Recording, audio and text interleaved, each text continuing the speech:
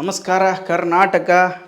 ಗಲ್ಲಿ ಗಲ್ಲಿಯಲ್ಲೂ ಗಿಲ್ಲಿಯದ್ದೇ ಹವಾ, Gilli ಗೆಲ್ಲದಿದ್ದರೆ big boss ban ಎನ್ನುವಂತಹ ಮಹತ್ತರವಾದಂಥ ತೀರ್ಮಾನವನ್ನು ಗಿಲ್ಲಿ ಫ್ಯಾನ್ಸ್, ಗಿಲ್ಲಿ ಅಭಿಮಾನಿಗಳು ತೆಗೆದುಕೊಂಡು ಬಿಟ್ರೆ ನೋಡ್ರಿ, ವಿಷಯ ಎಲ್ಲಿಗೆ ಹೋಗ್ಬಿಡ್ತಪ್ಪ ಅಂದ್ರೆ ಬಿಗ್ ಬಾಸ್ನಲ್ಲಿ ಗಿಲ್ಲಿಯ ಹವಾ ಎಲ್ಲಿವರೆಗೆ ಹೋಗಿದೆಪ್ಪ ಅಂದ್ರೆ ದಿಲ್ಲಿಯಿಂದ ಹಿಡಿದು ಗಲ್ಲಿ ಗಲ್ಲಿಯವರೆಗೆ ಗಿಲ್ಲಿಯ ಹಬ್ಬರವನ್ನು ಕಾಣ್ತಾ ಇದ್ದೀವಿ.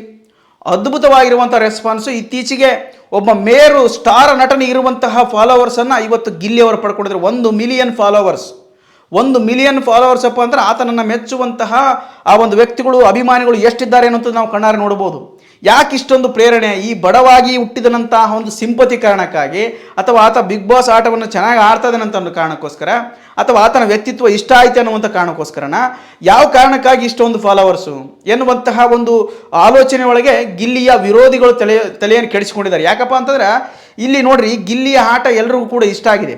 ಒಬ್ಬ ಒಳ್ಳೆ ಕಾಮಿಡಿಯನ್ನು ಈ ಒಂದು ಬಿಗ್ ಬಾಸ್ನಲ್ಲಿ ಅಂತಲ್ಲ, ಇಡೀ ಬಿಗ್ ಬಾಸ್ನಲ್ಲಿ ಬರುವಂತಹ ಯಾವುದೇ ವ್ಯಕ್ತಿ ಈತನಷ್ಟು ಇತಿಹಾಸ ಬರೆಯಲಾರ, ಈತನಷ್ಟು ಬಹುವಾದಂತಹ ಗಳಿಕೆಯನ್ನು ಅಥವಾ ಅಭಿಮಾನಿ ಬಳಗವನ್ನು ಗಳಿಕೆಯನ್ನು ಮಾಡಲಾರ ಅಂತಕ್ಕಂಥ ವಿಚಾರವನ್ನು ಹೇಳ್ತಾ ಇದ್ದೀನಿ. ಯಾಕಪ್ಪ ಅಂದ್ರೆ ಅಷ್ಟೊಂದು ಮಟ್ಟಿಗೆ ವಿಪರೀತವಾಗಿರುವಂಥ ಮಟ್ಟ ನಾನು ಕೂಡ ನೋಡಿದ್ದೆ. ಆದರೆ ಈ ರೇಂಜಿಗೆ ಬಿಗ್ ಬಾಸ್ನಲ್ಲಿ ಇಷ್ಟೊಂದು ಹುಚ್ಚುತನ, ಇಷ್ಟೊಂದು ಅಭಿಮಾನಿ ಬಳಗವನ್ನು ಗಳಿಸ್ಕೋತಾರೆ ಯಾರಾದರೂ ಒಬ್ಬರು ಅನ್ನತಕ್ಕಂಥ ಊಹೆ ಕೂಡ ಮಾಡಿರಲಿಲ್ಲ ನಾನು. ಅಷ್ಟೊಂದು ಅಭಿಮಾನಿ ಬಳಗನ ವಾವ್, ಗಿಲ್ಲಿ ಆಟ ಮೆಚ್ಚಲೇಬೇಕು. ಗಿಲ್ಲಿ ಅಭಿಮಾನಿಗಳಂತೂ ಗೆಲ್ಲಿಸುವ ಕಾತುರದಲ್ಲಿದ್ದಾರೆ. ಈ ವಾರ ಅಂತೂ ಸಂಪೂರ್ಣವಾಗಿ ಗೊತ್ತಾಗ್ತದೆ ಗಿಲ್ಲಿ ಗೆಲ್ಲಂಗಿಲ್ಲ ಅನ್ನುವಂಥದ್ದು ಬಹಳ ಸ್ಪಷ್ಟವಾಗಿ ಗೊತ್ತಾಗ್ತದೆ. ಆದರೆ ಬಿಗ್ ಬಾಸ್ ಏನಾರ ಖತರ್ನಾಕ್ ಕುತಂತ್ರ ಬುದ್ಧಿ ಮಾಡಿದ್ನಪ್ಪ ಅಂತಂದ್ರೆ ಪಕ್ಕಾ ಬ್ಯಾನ್ ಆಗುವಂತಹ ಸಾಧ್ಯತೆ ಐತೆ. ಅಥವಾ ಈ ಬಿಗ್ ಬಾಸ್ನ ಗಿಲ್ಲಿಯ ಅಭಿಮಾನಿಗಳು ಇನ್ನೊಂದ್ಸರಿ ಬಿಗ್ ಬಾಸ್ ಸ್ಟಾರ್ಟ್ ಮಾಡುವಂಥ ಮುಂಚೆ ಆ ಬಿಗ್ ಬಾಸ್ ಮನೆಯನ್ನು ಮುತ್ತಿಕ್ಕುವಂತಹ ಅಥವಾ ಹತ್ತಿಕ್ಕುವಂತಹ ಅಥವಾ ಮುತ್ತಿಗೆಯನ್ನು ಮಾಡುವಂತಹ, ಅಂದರೆ ಅದರ ಮೇಲೆ ಜನಸಂದಣಿ ಕರ್ಕೊಂಡ್ಬಂದು ಏನೋ ಅಭಿಮಾನಿಗಳೆಲ್ಲರೂ ಸೇರಿ ಬಿಗ್ ಬಾಸ್ ಮನೆಯನ್ನು ಉಡಿಸಿ ಮಾಡುವಂತಹ ಒಂದು ಬಹುದೊಡ್ಡ ನಿರ್ಧಾರವನ್ನು ಮಾಡಿಬಿಟ್ರೆ, ಅಂದರೆ ಬಿಗ್ ಬಾಸ್ನನ್ನು ಬ್ಯಾನ್ ಮಾಡುವಂಥ ವಿಚಾರ. ಅಂದರೆ ಯಾವ ರೇಂಜಿಗೆ ಗಿಲ್ಲಿ ಅಭಿಮಾನಿಗಳು ಮನಸ್ಸಿಗೆ ತೊಗೊಂಡಿರ್ಬೇಡ, ಅಥವಾ ಗಿಲ್ಲಿಗೆ ಯಾವ ರೀತಿಯಾಗಿ ಕರ್ನಾಟಕದಲ್ಲಿ ಪ್ರೀತಿಯ ಚಪ್ಪಾಳೆ ಸಿಕ್ಕಿರಬಹುದು. ಕಿಚ್ಚನ ಚಪ್ಪಾಳೆ ಸಿಗ್ತಾ ಇದ್ರೆ ಓದ್ಲತ್ತಾಗ ಅದು ಬೇರೆ ಪ್ರಶ್ನೆ. ಈ ಇಡೀ ಕರ್ನಾಟಕದ ಚಪ್ಪಾಳೆ ಗಿಲ್ಲಿಗೆ ಸಿಕ್ಕಿದೆ.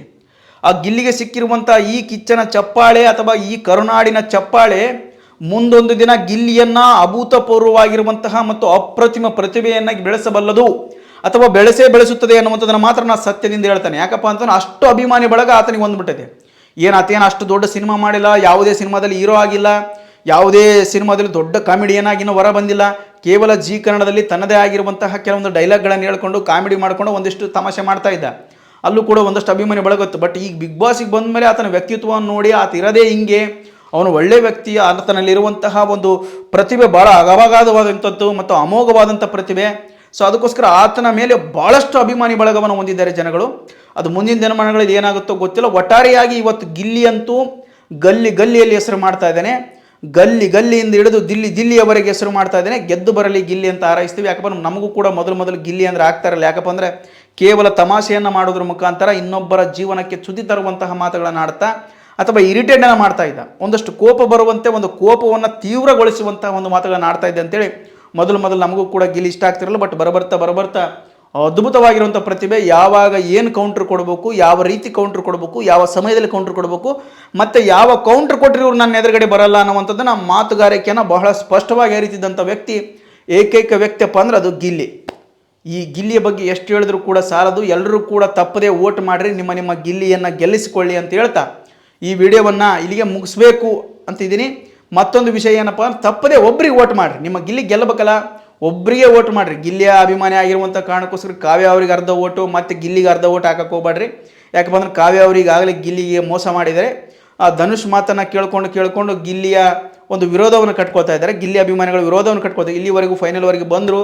ಇನ್ನು ಮಿಡ್ ವೀಕಲ್ಲಿ ಆಲ್ಮೋಸ್ಟ್ ಆಲ್ ಮ್ಯೂಟೆಂಟ್ ರಘು ಮತ್ತು ಕಾವ್ಯ ಅವರ ಮಧ್ಯೆ ಪೈಪೋಟಿ ಇದೆ. ಹೋಗ್ಬೋದು. ಮ್ಯೂಟೆಂಟ್ ರಘು ಹೋದರೆ ಕಾವ್ಯ ಪ್ಲಸ್ ಆಗುತ್ತೆ, ಕಾವ್ಯ ಹೋದರೆ ಮ್ಯೂಟೆಂಟ್ ರಘು ಪ್ಲಸ್ ಆಗುತ್ತೆ.